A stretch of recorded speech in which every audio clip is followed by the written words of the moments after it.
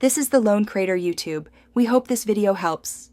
You start by confirming your Android version and which file manager you will use, because paths vary by system. Open the manager and grant storage permission so you can browse app data. Once done, enable Show System Files or Hidden Files in Settings. This reveals protected folders. Now navigate to the root or internal storage to begin locating packages. This first step ensures you have access and visibility to the directories where Play Store and app files reside. You now follow the directory structure. If you have root access, open /data/app to find installed APK folders and identify the Play Store package name, COM. Android. Vending. Otherwise, check /storage/emulated/0/android/data for related user files. Once you identify the package folder, inspect its contents for APKs, caches, and OB if present.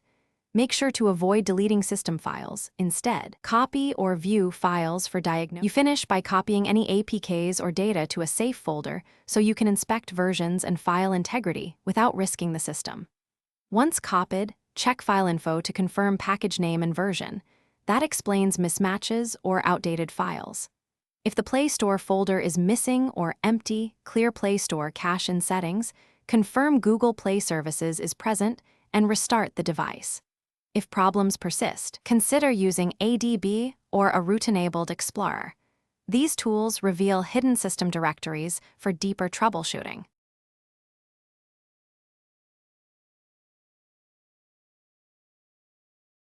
Thanks for watching. Consider subscribing if we helped you.